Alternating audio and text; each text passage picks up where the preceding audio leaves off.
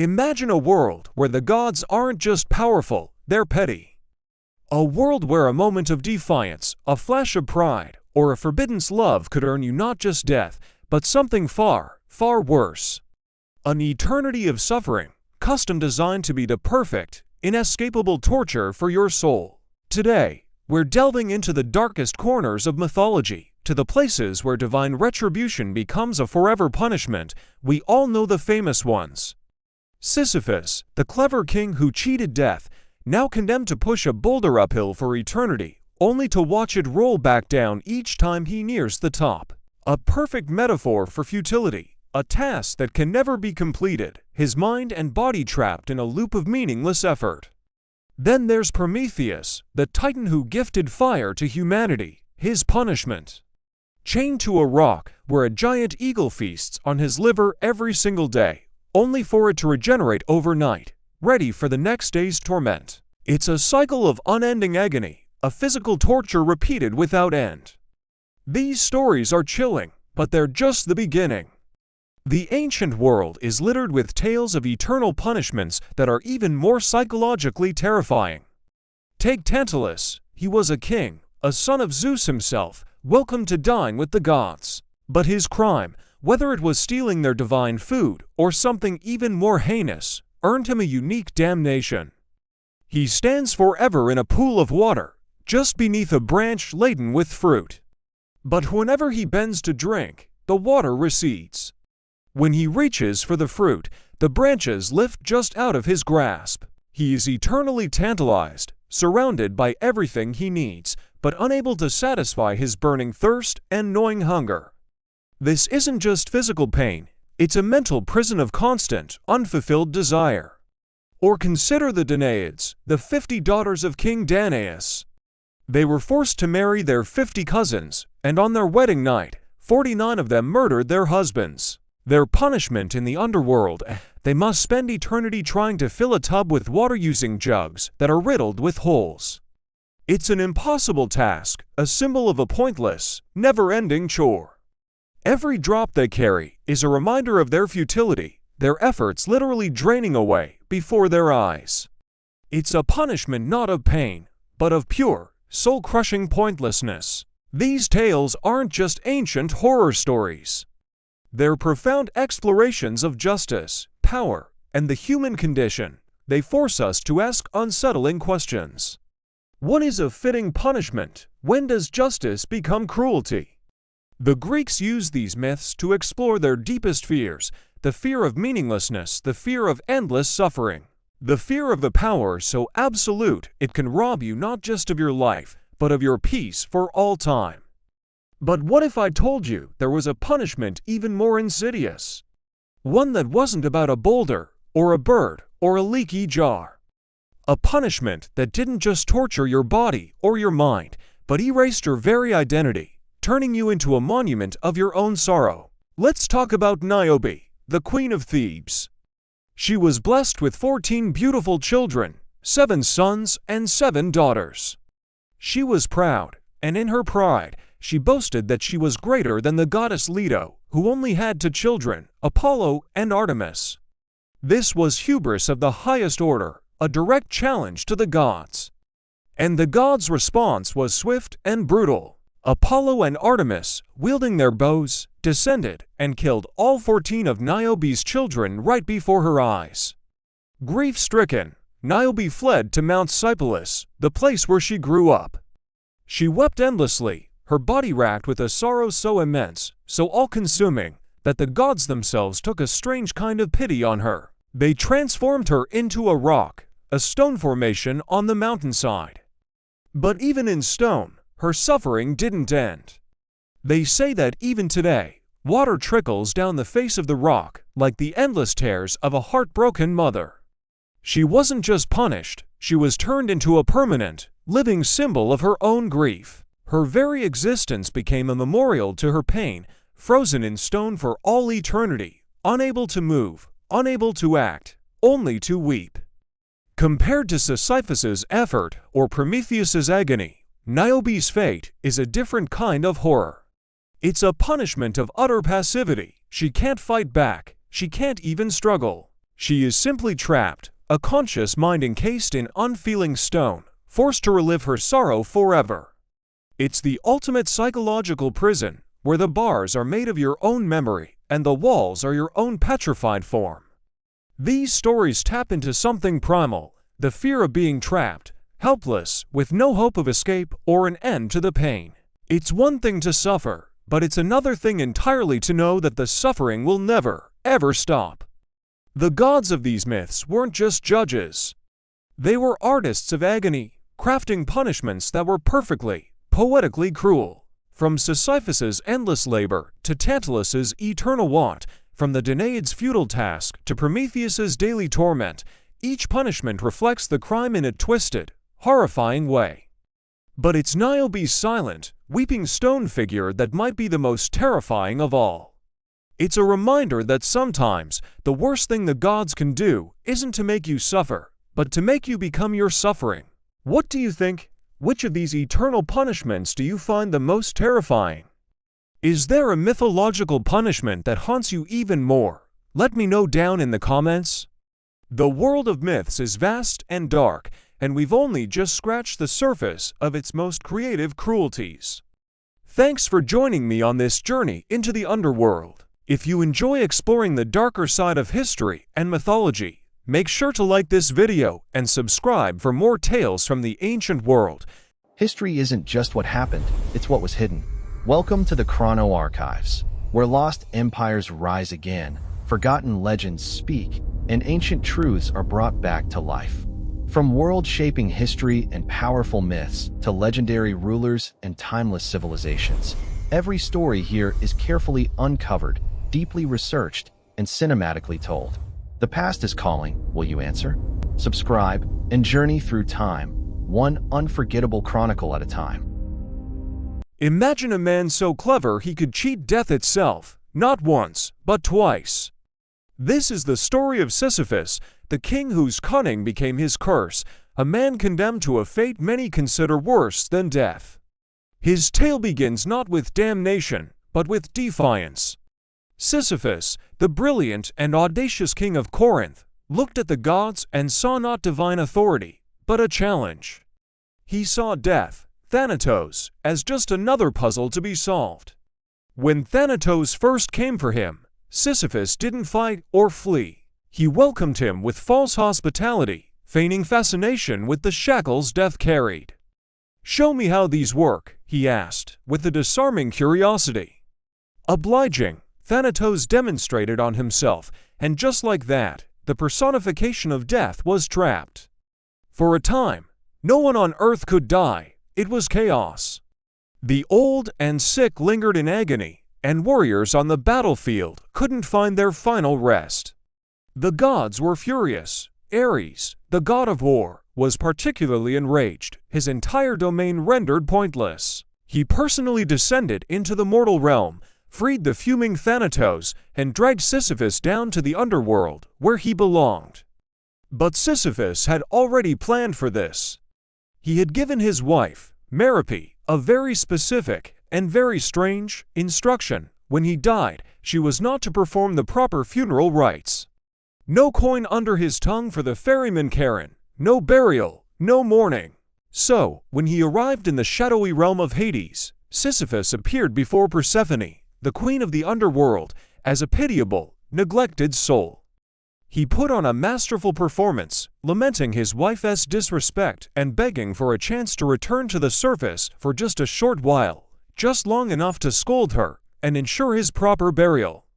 Persephone, moved by his plea and perhaps a bit disgusted by his wife's apparent negligence, agreed. She granted him a 3-day pass back to the world of the living.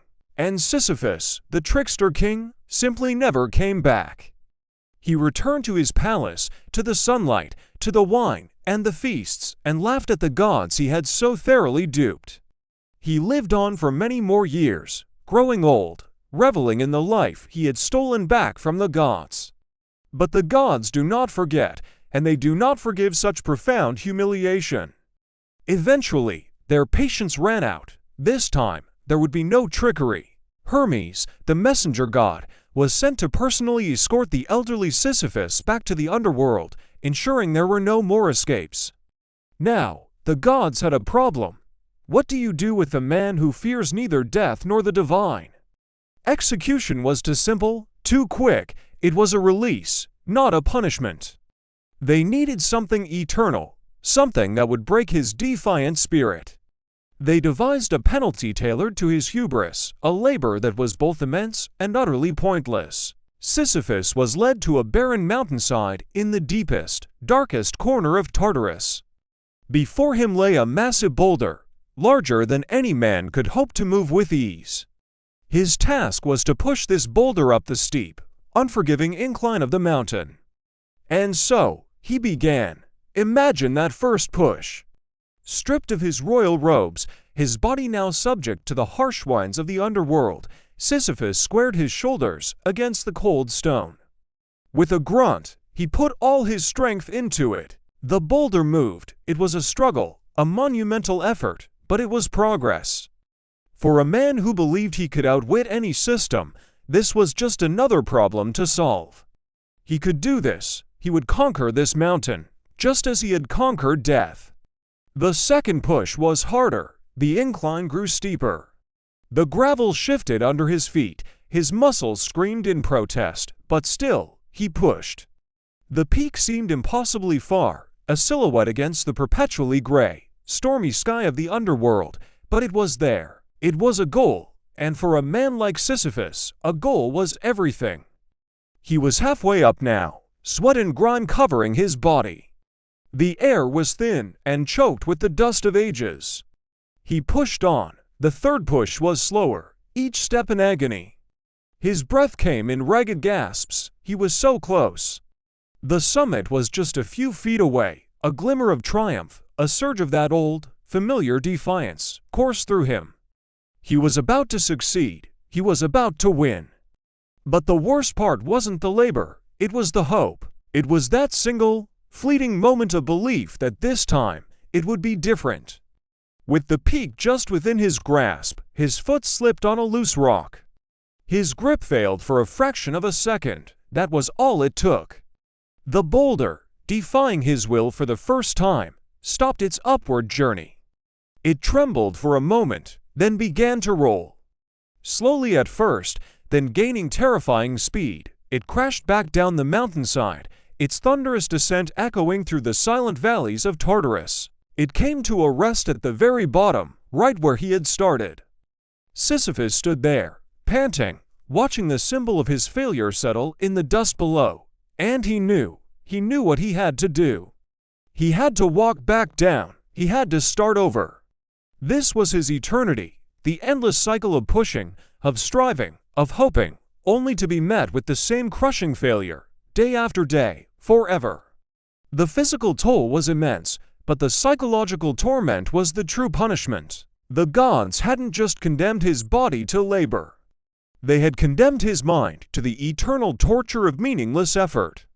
His cleverness, his greatest asset in life, was now useless. There was no puzzle to solve, no trick to play. There was only the rock, the mountain, and the certainty of failure. Over the millennia, Sisyphus became more than just a punished king. He became a symbol, a powerful metaphor for the human condition itself. The philosopher Albert Camus saw Sisyphus not as a figure of despair, but as an absurd hero. He argued that Sisyphus is fully aware of his pointless task. He knows the boulder will roll back down. Yet, each time he walks down the mountain to start again, he is in control. In that moment of acknowledging the futility of his task and choosing to continue anyway, he finds a strange kind of freedom and rebellion. Camus famously wrote, "The struggle itself toward the heights is enough to fill a man's heart. One must imagine Sisyphus happy." It's a profound thought. Is there a nobility in facing a meaningless task with full awareness and defiance? Does Sisyphus, in his eternal punishment, achieve a victory the gods never intended? He is stripped of everything but his consciousness and his struggle. Every time he turns his back on the fallen boulder and walks down the slope, he is superior to his fate. He is stronger than his rock, This is the legacy of the man who cheated death. He sought to control his own destiny and was given a destiny of absolute futility. Yet, in that futility, he may have found the ultimate meaning. An eternal reminder that sometimes the value isn't in reaching the summit, but in the relentless, conscious, and defiant act of pushing the boulder. His story forces us to ask ourselves, what are the boulders in our own lives, and how do we choose to face them? Do we succumb to the despair of the task, or do we find our own defiant happiness in the struggle itself? But the myth doesn't quite end there. As the camera of our story pans away from the toiling king, down into the endless darkness beneath the mountain, a chilling thought emerges. Sisyphus, for all his suffering, was condemned to a physical torment. He still had his body, his muscles, his breath, the solid reality of the stone beneath his hands. In the modern world, we face new kinds of underworlds, new kinds of boulders. They are not always made of rock, they can be digital, psychological, prisons of the mind. And in those prisons, you don't always have a body to ground you. What happens when the struggle isn't physical, but purely mental? What happens when the mountain is inside your own head? That's a different kind of hell altogether, and a story for another time. Thanks for watching. In the vast, frozen wastes of the Caucasus, a figure is etched against the merciless sky. This is Prometheus, a titan, bound by chains forged in the heart of Olympus. His crime, an act of love, an act of rebellion. He saw humanity, shivering in the dark, and in a moment of profound compassion, he stole fire from the gods and gave it to them. For this, Zeus, the king of the gods, decreed a punishment that would echo through eternity. A sentence not of death, but of endless life, endless agony. Imagine the biting wind, so cold it feels like a blade against the skin. The chains, impossibly heavy, a constant reminder of divine wrath. Prometheus isn't just a prisoner. He is a monument to suffering, a warning to any who would dare defy the heavens. But look into his eyes, there is no regret. There is only a fierce, unyielding pride. He knew the cost. He saw the future his gift would create for mankind, cities rising, arts flourishing, knowledge spreading like wildfire. And for that future, he was willing to pay any price. Was he a thief, as Zeus proclaimed?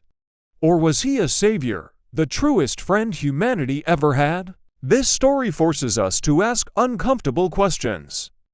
Can an act of mercy be the ultimate rebellion? What was Zeus truly afraid of? It wasn't just the loss of fire, it was the loss of control. It was the spark of divinity now burning in the hearts of mortals. The potential for them to question, to create, to one day, perhaps, no longer need the gods at all. The fire wasn't just warmth, it was enlightenment. It was the beginning of the end for the old order. Each dawn brings with it a shadow, a growing speck in the vast, indifferent sky.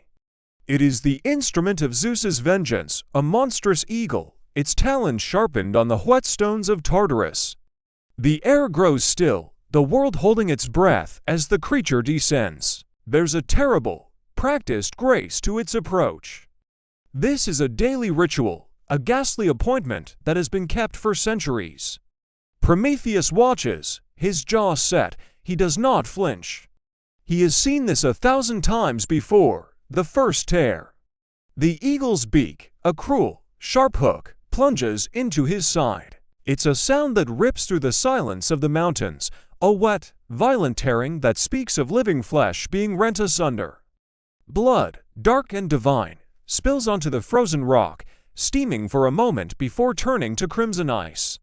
The pain is unimaginable, a white-hot agony that would shatter the mind of any mortal. The eagle is relentless, its hunger insatiable, as it devours his liver, the very seat of his immortal life force.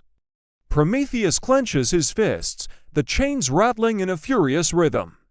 He refuses to give Zeus the satisfaction of a scream of pain. He couldn't die, that was the point. The cruelty wasn't in the wound, it was in the healing. As dusk falls and the eagle, sated for the day, returns to its perch among the storm clouds, the true torture begins.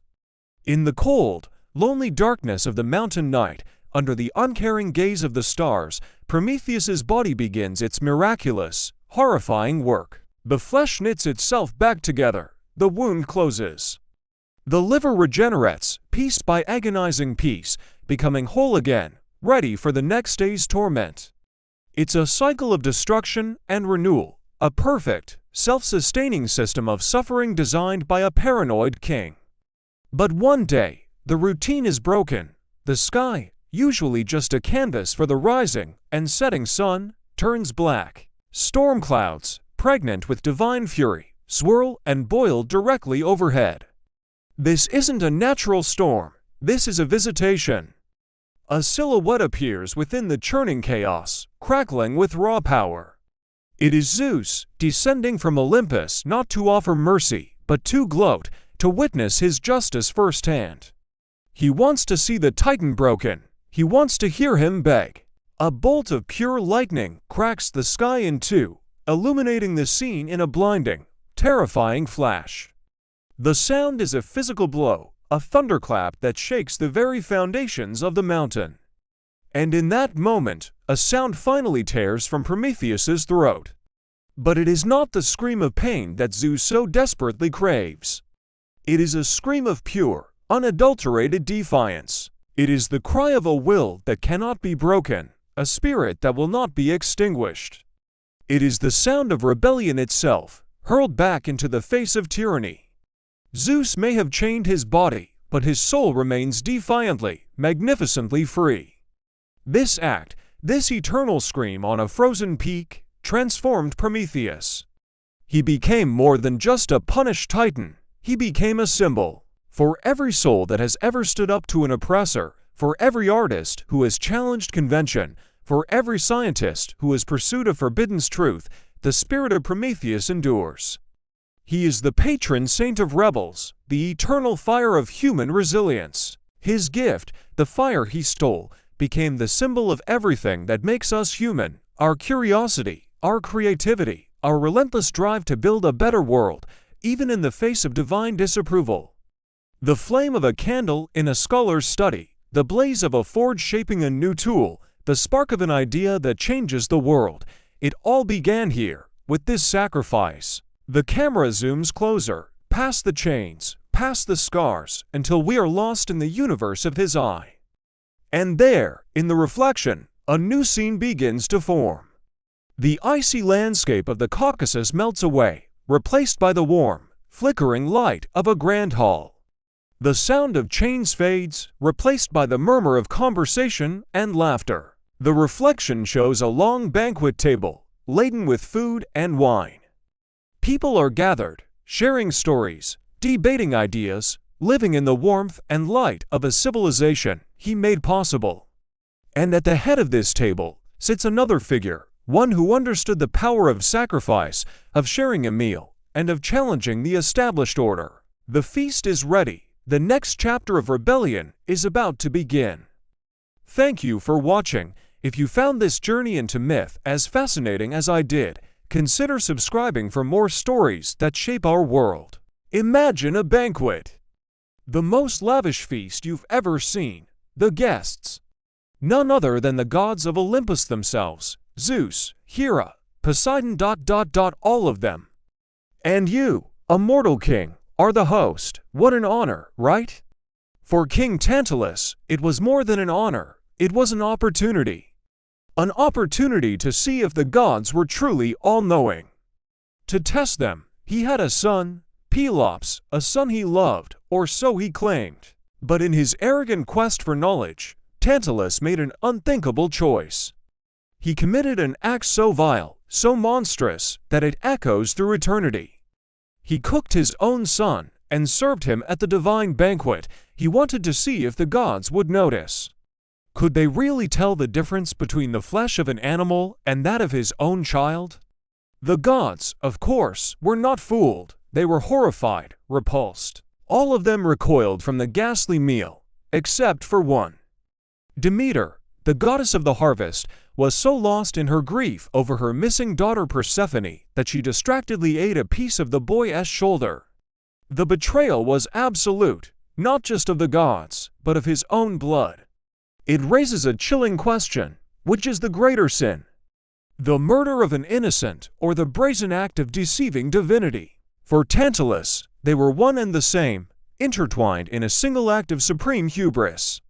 He didn't just break a mortal law, he shattered a sacred trust.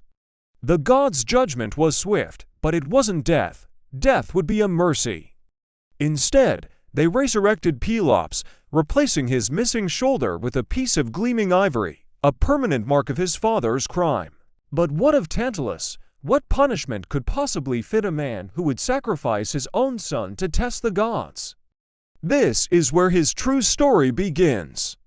Not in a king's palace, but in the bleakest depths of the underworld. Picture it. A still, dark pool of water, so clear you can see every pebble on the bottom.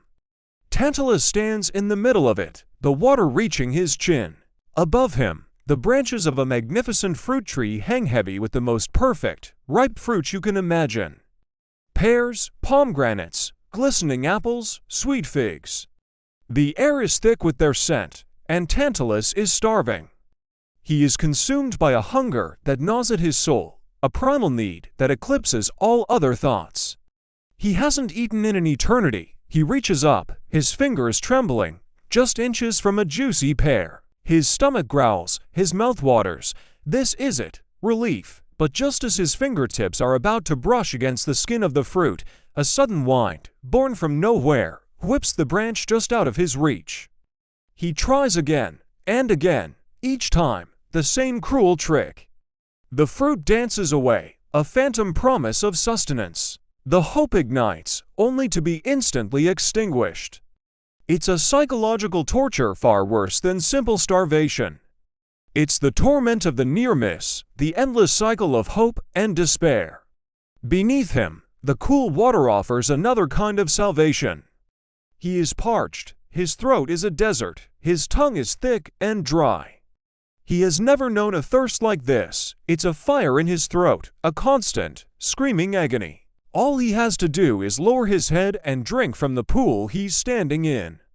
So he bends his knees, leaning forward to scoop the life-giving water into his mouth.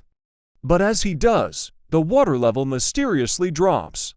It recedes from his lips, sinking into the ground beneath his feet, leaving him standing on dry, cracked earth. When he straightens up, defeated, the pool instantly refills, lapping once again at his chin, clear and cool and utterly unattainable. Over and over, this torment repeats. He reaches for the fruit, it pulls away. He bends for the water, it vanishes. He is trapped in a loop of eternal want. Other shades, the silent ghosts of the underworld, watch his futile struggle. They are his silent audience, a constant reminder of his unique and terrible fate. There is no escape, there is only the hunger, the thirst, and the crushing weight of what he did. And here's the cruelest twist of all: the gods restored his son. They brought Pelops back to life, made him whole again, save for that ivory shoulder. They showed a mercy that Tantalus himself wasn't capable of, but for him, there was no mercy. His punishment wasn't just for the murder, or for the test. It was for the very nature of his soul, a soul so arrogant it believed it could outsmart the divine. His eternal hunger is a reflection of his insatiable pride. His endless thirst mirrors his unquenchable desire to challenge the heavens. Imagine the sheer madness of it. The fruit is so close he can smell its sweetness. It sometimes brushes against his lips as the branch sways, a phantom kiss that promises everything and gives nothing. He screams, a raw, guttural sound of pure agony, a cry of rage and despair that is swallowed by the silence of the underworld. It's a scream born from knowing that salvation is always within his grasp, yet forever beyond his reach. His legacy isn't one of a king, but of a curse. From his name, Tantalus, we get the word tantalize. To tantalize is to torment someone with the sight or promise of something that is unobtainable. It's to dangle hope just to snatch it away. His punishment has become a part of our language, a permanent reminder of his crime and his unending suffering. He is the ghost in the machine of our own desires, the cautionary tale against reaching for things that are not meant for us. So the next time you feel that pull of wanting something just out of your reach, remember Tantalus. Remember the king who stood in a pool of water he could never drink, under a tree whose fruit he could never eat, paying the price for his arrogance for all time. His story is not just a myth, it's a profound warning etched into the very fabric of human nature. And as we watch him there, trapped in his eternal prison, the reflection in the dark water begins to ripple and change. The image of the tormented king dissolves, shifting and twisting, until a new face appears, a face contorted not by hunger, but by a different kind of agony. The face of a woman, screaming in silent fury. Her story is next. Thanks so much for watching. If you find these ancient tales as fascinating as I do, make sure to subscribe and hit that notification bell so you don't miss the next chapter in our journey through myth and legend. See you next time. In the quiet corners of ancient Greece, a story is whispered, a tale not of a monster born, but of a monster made. This is the story of Medusa, a name that echoes through millennia, synonymous with terror. But what if the story you know is only a fraction of the truth? What if the real monster wasn't the woman with snakes for hair, but the gods who cursed her? Let's travel back, long before the age of heroes and slayers, to a magnificent temple dedicated to Athena, the goddess of wisdom and war. Here, amidst the gleaming marble and sacred olive groves, served a priestess of such breathtaking beauty that mortals and gods alike were captivated. Her name was Medusa. Her devotion to Athena was absolute, her life a tapestry of piety and grace. Her hair, a cascade of shimmering silk, was said to rival the golden light of dawn. She was a symbol of purity, a jewel in the goddess's crown. But beauty, in the world of gods, is a dangerous gift. It attracts attention, not all of it welcome. One fateful day, the sacred halls of the temple were violated. The powerful god of the seas, Poseidon, was consumed by a desire for Medusa. He saw her not as a devout priestess, but as a prize to be taken. In the very sanctuary she swore to protect, within the hallowed grounds of Athena's temple, Poseidon assaulted her.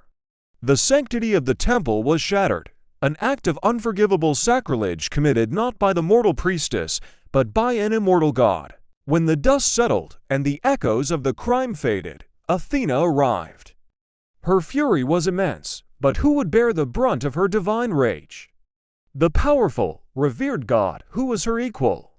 Or the mortal, vulnerable priestess who lay broken on the temple floor? This is the heart of the tragedy, the pivot on which Medusa's fate turned. Why punish the victim? Are the gods truly just, or are their judgments merely a reflection of their own power, pride, and politics?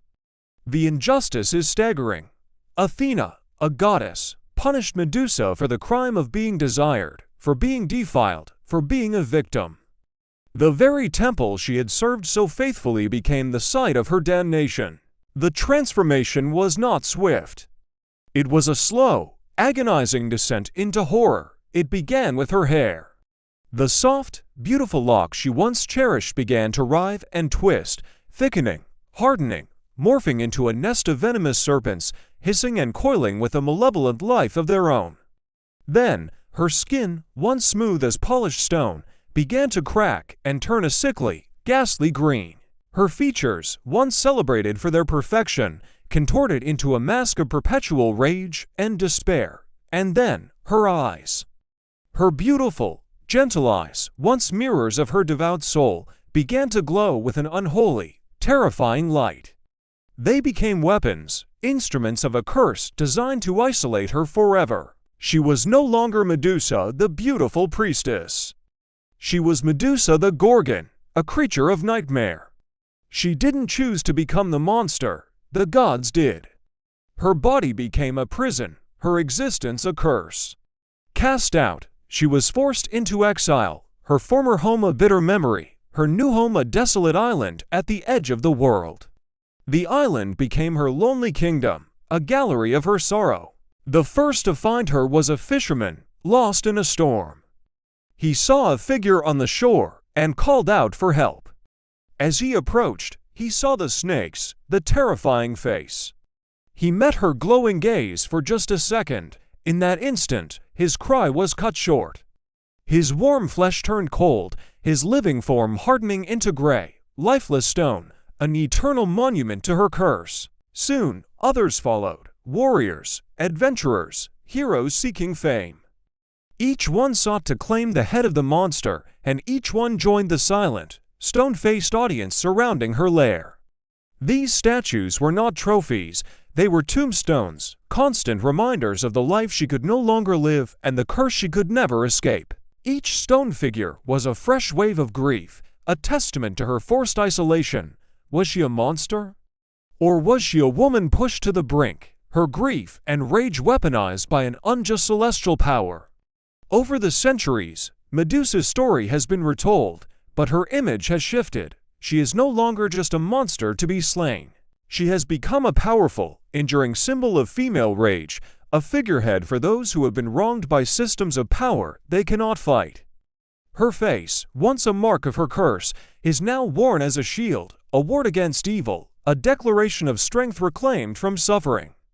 She represents the fury of the silenced, the power of the victim who refuses to be forgotten. Her story forces us to question the narratives we are handed down, to look past the monster and see the woman who was wronged. Her tragic end, at the hands of the hero Perseus, is well known, but her legacy did not die with her. From the drops of her blood that fell upon the sands, another mythical creature was born, Pegasus, the winged horse, a symbol of freedom and poetic inspiration. It's as if, even in death, some part of her innocent spirit, the part that existed before the gods' cruelty, was finally able to break free from the stone and soar into the heavens. The story of Medusa is a dark mirror held up to the gods, reflecting not her monstrosity, but theirs. It's a timeless reminder that true monsters are often not the ones who look terrifying, but the ones who create them. Thank you for watching. If this story resonated with you, please like, share, and subscribe for more journeys into the hidden corners of mythology. In the endless, inky void of Tartarus, a man is bound to a wheel of fire, spinning for all eternity. This is Ixion, king of the Lapiths, and his story is a chilling lesson in hubris, betrayal, and the terrifying consequences of crossing the gods. But how did he end up here, in this dizzying, fiery torment?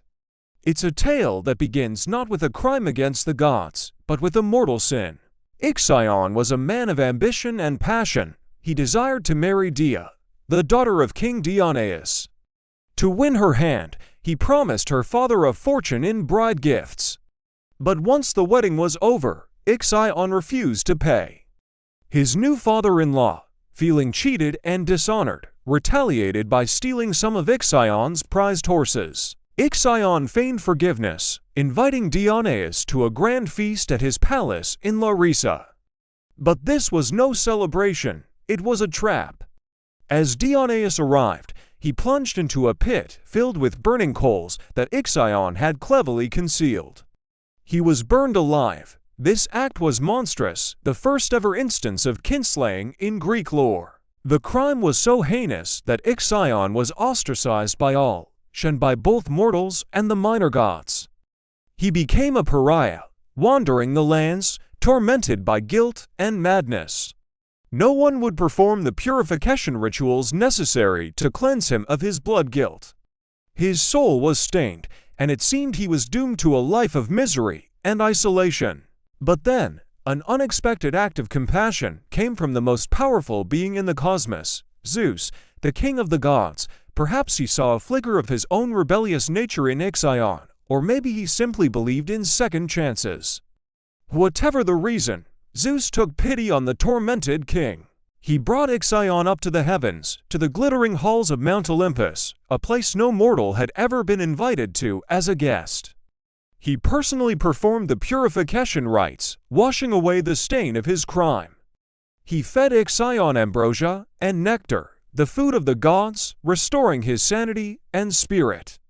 Imagine it, from a reviled outcast to a guest at the divine table. Ixion was given a fresh start, an unimaginable gift of grace. He dined with the Olympians, walked among immortals, and was treated as an equal. He had been shown the ultimate mercy. For any sane person, this would have been a moment of profound gratitude, a chance to live a new life with humility and respect. But for Ixion, the clean slate only revealed the darkness that was always lurking within his heart. The rarefied air of Olympus didn't humble him, it inflamed his arrogance. Surrounded by divine beauty, his gaze fell upon the most unobtainable of all, Hera, queen of the gods, Zeus's own wife. Instead of feeling indebted to his savior, Ixion was consumed by a mad, audacious lust. He began to make advances toward Hera, believing he, a mere mortal, could seduce the queen of heaven right under her husband's nose. His arrogance knew no bounds. He saw Zeus's mercy not as a gift, but as a sign that he was special, somehow deserving of a god's wife. Hera, disgusted and offended, reported Ixion's insolent behavior to Zeus. At first, Zeus was incredulous. Could the man he had just saved from madness and despair truly be so treacherous? Could his act of supreme kindness be repaid with the ultimate betrayal? He decided to test Ixion, to see just how deep his depravity ran. Zeus, the master of illusions, sculpted a cloud in the perfect likeness of his wife. He named this ethereal clone Nephele. That evening, Zeus arranged for Ixion to find Nephele alone. Believing her to be the real Hera, Ixion didn't hesitate. He seized the cloud woman, and from their unholy union, the first centaur was born, a creature half man, half beast, symbolizing the monstrous nature of Ixion's own divided soul. After the act, Ixion couldn't contain his pride. He boasted to anyone who would listen that he had slept with the queen of the gods. He had cuckolded Zeus himself. The boast sealed his fate. Zeus's test was complete, and the results were damning. His mercy had been the ultimate test of character. And Ixion had failed spectacularly. There would be no more second chances. The rage of the sky god was absolute. He struck Ixion down with a thunderbolt, casting him out of the divine realm he had so thoroughly defiled. But death was too quick, too easy a punishment for such a betrayal.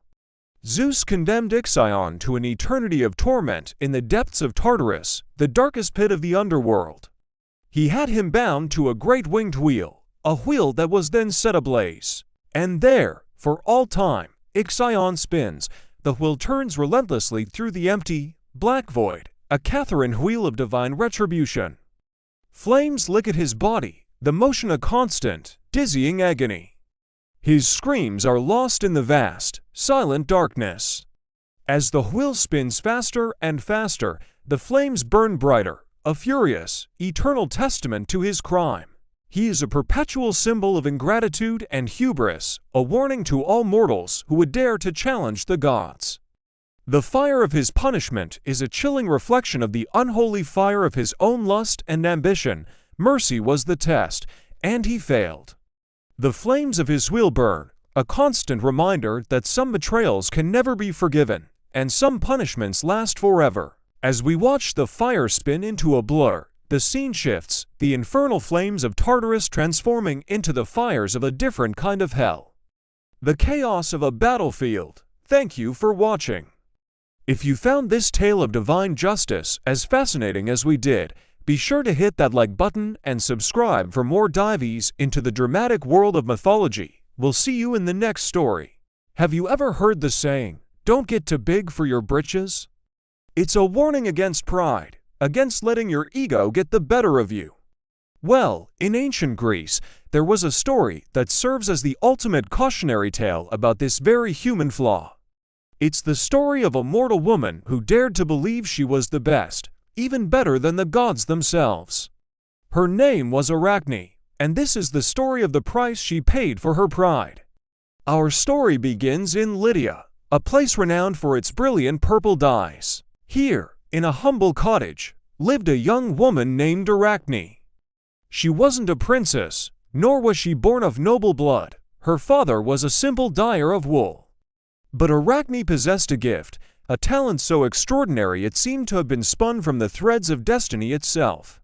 She was a weaver, but calling her a weaver is like calling the sun a light bulb. Arachne's hands moved with a grace and speed that defied mortal limits. She didn't just weave cloth, she wove magic. The threads danced through her fingers, creating tapestries so lifelike you'd swear you could hear the waves crash in her seascapes or feel the warmth of the sun in her woven meadows. Nymphs would leave their rivers and forests just to watch her work, mesmerized by the sheer beauty she created. Word of her incredible skill spread like wildfire. People traveled from all corners of Greece to witness her artistry.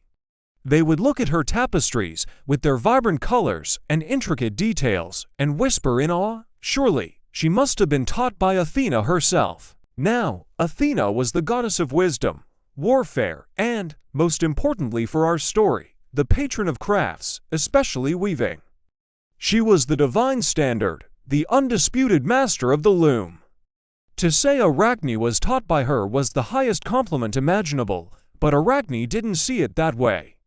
When she heard these whispers, a spark of defiance would light up in her eyes. Taught by Athena, she'd scoff. "No, my skill is my own. Let Athena come and compete with me.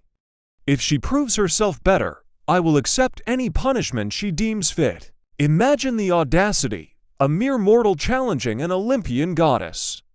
It was unheard of, a direct affront to the divine order.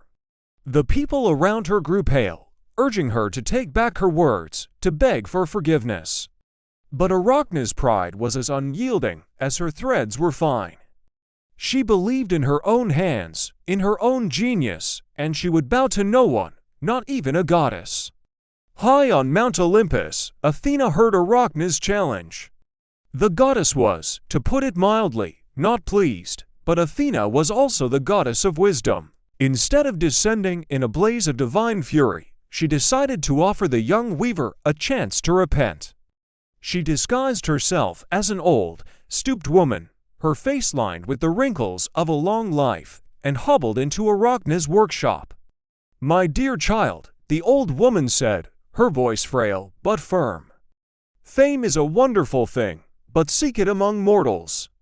Do not challenge the gods, apologize to the goddess Athena for your rash words. She is merciful and will surely forgive you." Arachne looked up from her loom, her expression one of pure annoyance. She saw not wisdom in the old woman's eyes, but foolish fear. "Keep your advice for your daughters," she snapped. "I know what I'm doing. Why doesn't your precious goddess show herself? Is she afraid to face me? That was it, the final straw?" The old woman's disguise melted away, her stooped form straightening into the tall, powerful figure of Athena. Her gray eyes blazed with an otherworldly light, her spear and shield materialized at her side. The very air in the room crackled with divine energy. The onlookers gasped and fell to their knees in terror. Only Arachne stood her ground, a flush of excitement on her face rather than fear. The challenge was accepted. 2 looms were set up in the hall. The contest began. This wasn't just a weaving competition, it was a battle of narratives, a clash between the divine and the mortal. Athena, on her loom, began to weave a masterpiece of Olympian power. Her tapestry depicted the majesty of the 12 gods on Mount Olympus in all their glory. In the center, she wove the story of her contest with Poseidon for the city of Athens, a scene showing her wise gift of the olive tree winning the people's favor. Around the edges, she added for cautionary tales, little vignettes of mortals who had dared to challenge the gods and had been swiftly and terribly punished for their hubris. It was a warning, a final, woven threat to her audacious opponent. The work was perfect, radiating divine power and authority. A clear message: we're the gods, we're in control, do not defy us. Then, it was Arachne's turn, and what she chose to weave was pure, unfiltered rebellion. Her tapestry was not a tribute to the gods' glory, but an expose of their scandals. With breathtaking skill, she wove scene after scene of the gods' deceptions and cruelties. There was Zeus, disguised as a bull, a swan, a shower of gold, tricking and forcing himself upon mortal women. There was Poseidon, Apollo, Dionysus, all caught in their moments of moral failure, their divine authority stripped away to reveal their base desires. Her work was technically flawless, even more so than Athena's. The figures were so real they seemed to breathe. The colors were richer, the compositions more dynamic. But it was the content that was so shocking. Arachne didn't just weave fabric. She wove the ugly truth, a truth the gods preferred to keep hidden. She held up a mirror to the divine, and the reflection was far from perfect. It was a masterpiece of protest art, a mortal's testimony against the hypocrisy of the powerful. When she was finished, she stepped back. Silence fell upon the hall. Even Athena, the goddess of wisdom herself, could find no fault in the artistry. Not a single misplaced thread, not a single flaw in the execution. The skill was undeniable. In fact, it was superior. Arachne had won. A mortal had defeated a goddess. A tremor of rage ran through Athena. It was not just the sting of defeat, it was the fury of being exposed. Arachne hadn't just proven herself a better weaver. She had dared to judge the gods, to broadcast their shame for all to see. It was an act of supreme insolence. This is the crucial twist in the story. Arachne wasn't punished for losing. She was punished for winning. Blinded by fury, Athena tore Arachne's magnificent tapestry to shreds. She ripped the woven truths apart with her divine hands. Then, she struck Arachne on the forehead with her shuttle. It wasn't a physical blow that hurt, but the crushing weight of divine wrath, a touch that filled Arachne with unbearable shame and despair. Suddenly overwhelmed by what she had done, by the terrifying reality of a goddess's anger, Arachne's spirit broke. In a fit of anguish, she tied a rope around her neck, choosing to end her own life rather than face the aftermath.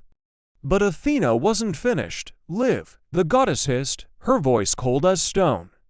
"But live and weave forever, you and all your descendants, so that you may never forget the folly of challenging a goddess." As Athena spoke, a horrifying transformation began. Arachne's body started to shrink. Her hair fell out, her nose and ears vanished. Her head became smaller, her limbs long and spindly. Her fingers, those gifted fingers that had created such beauty, elongated and twisted, becoming 8 hairy legs. She was no longer a woman. Athena had turned her into a spider. Her loom, the instrument of her glorious victory, warped and dissolved, the threads becoming the sticky, silken strands of a web. Her final, human thought was of her art, her beautiful, defiant art, now lost forever. She was trapped, condemned to an eternity of weaving, not beautiful stories, but simple, mindless webs to catch her prey. And so, the story goes that all spiders are the children of Arachne, forever spinning, a constant, living reminder of the price of pride. It's a dark and troubling story. It asks us, is it pride to believe in your own skill? Is it wrong to speak truth to power, even if that power is divine? Arachne's story doesn't give us an easy answer. She was brilliant, she was brave, and she was punished for it. She flew too close to the sun, not on wings of wax, but on threads of her own making. A timeless warning that when you challenge the gods, you don't have to lose to be destroyed. Sometimes, the most dangerous thing you can do is win. Thanks for watching. If you enjoyed this dive into mythology, make sure to like, subscribe, and hit that notification bell so you don't miss our next story. The worst punishment wasn't pain, it was eternity. We often think of Greek myths in terms of epic battles, heroic quests, and tragic love stories, but what happens after the story ends? For some, the end was just the beginning of a punishment so clever, so cruel, that it makes you question the very nature of divine justice. If gods exist, what kind of justice do they practice? Is it about righting wrongs, or is it about demonstrating absolute, unquestionable power? Let's look at the evidence, starting with one of the most famous figures in the underworld, Sisyphus. You probably know his story. He was a cunning king, so clever he even managed to cheat death, not once, but twice. His first trick, he chained up Thanatos, the personification of death itself. For a while, no one on Earth could die. It was chaos. Ares, the god of war, was furious because his battles lost their deadly edge. He eventually freed Thanatos, and Sisyphus was dragged to the underworld. But Sisyphus had a backup plan. He had told his wife not to perform the proper funeral rites.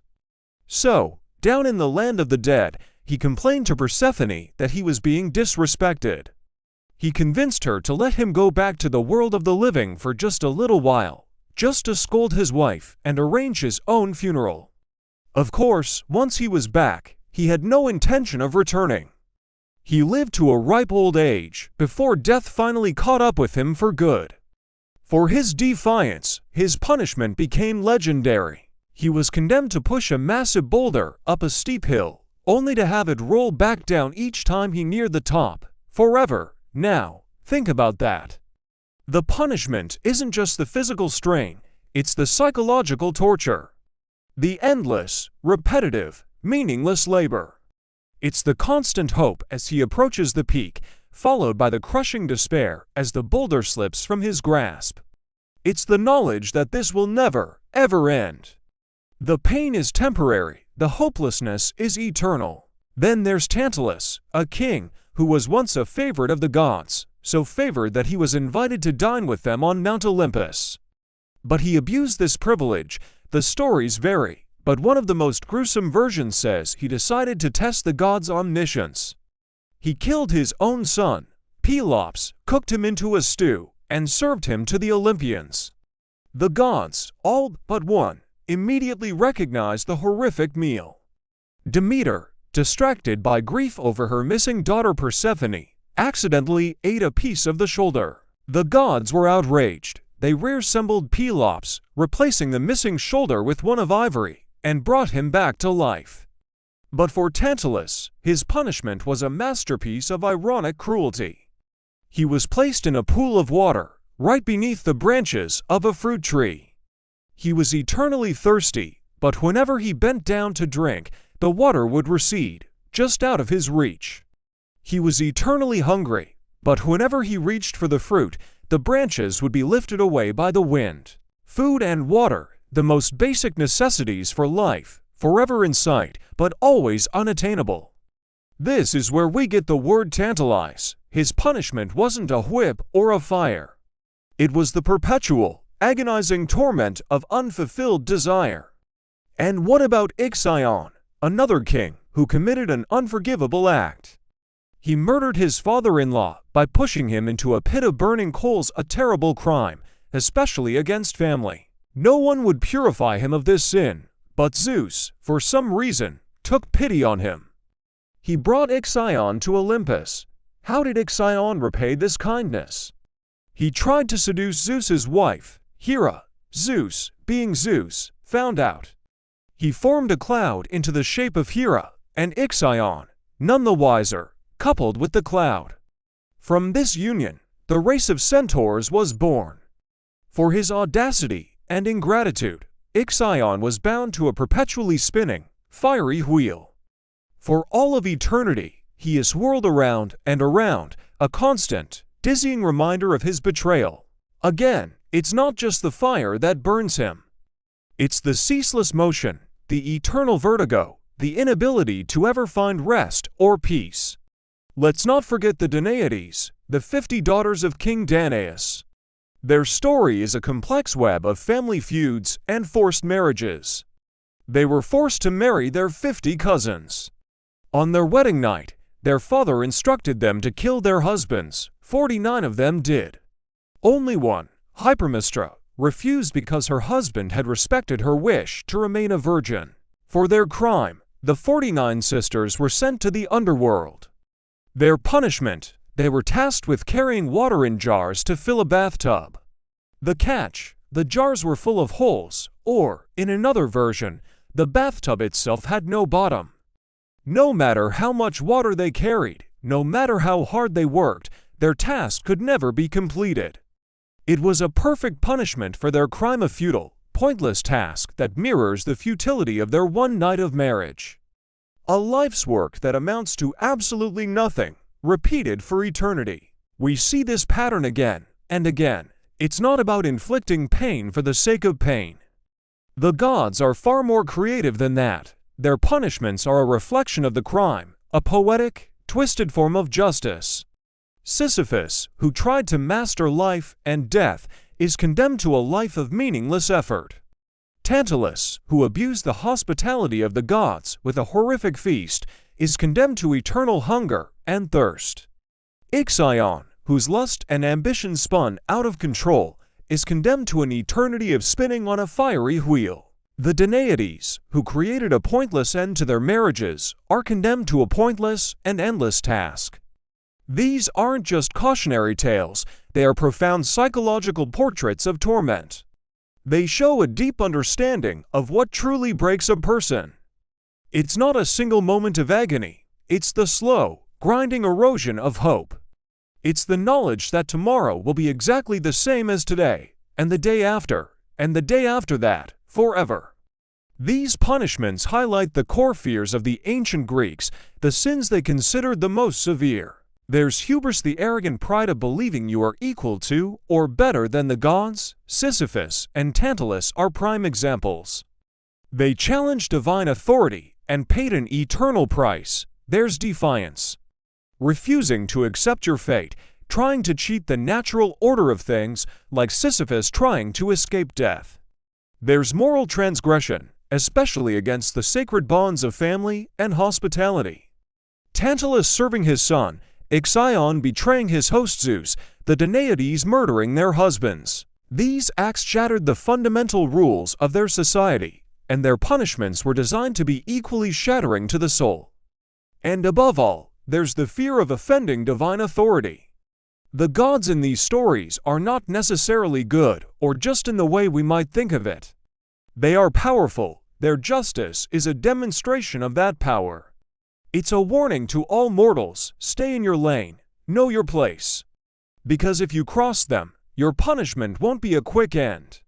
It will be a carefully crafted, never-ending hell designed just for you.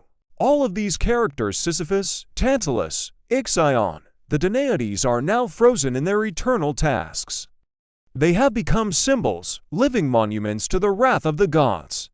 Their stories have been told for thousands of years, not just as myths, but as philosophical thought experiments. They force us to ask what it means to be punished and what it means to be human. Is a life without meaning, without progress, without hope, truly a life at all? The genius of these punishments is that they turn the individual's own mind against them. The boulder, the receding water, the spinning wheel, the leaky jars, these are just props. The real stage is the consciousness of the damned, forced to relive their failure and their despair for all time. The worst prison is not a physical cell, but a mental loop from which there is no escape. In Greek mythology, death was not the ultimate punishment. Death was a release. Death was an end to suffering. The real punishment, the one reserved for those who committed the greatest sins, was to be denied that release. For them, death was mercy. Thank you so much for watching. If you find these ancient stories as fascinating as I do, consider subscribing for more deep dives into mythology. Let me know in the comments which mythological punishment you find the most terrifying. Stay curious, and we'll see you in the next one. As we close this chapter of the Chrono Archives, remember, the past is never truly gone. It waits patiently in the shadows of forgotten ruins, in the echoes of ancient voices, and in the timeless lessons that still guide us today. It waits to be remembered by curious minds like yours. Thank you for joining us on this extraordinary journey through the annals of time. If today's exploration of lost civilizations, mythical legends, or historical enigmas ignited your passion for the past, hit that like button, drop a comment with your favorite moment or what you'd love to see next, and most importantly, subscribe to the Chrono Archives and continue the journey through time. Turn on notifications so you never miss an episode where we unearth buried secrets, decode ancient mysteries, and bring history's greatest stories back to life. Together, we'll keep the flame of the past burning bright. Until next time, fellow time travelers, keep questioning, keep discovering, and keep remembering. The Chrono Archives, where the past lives forever.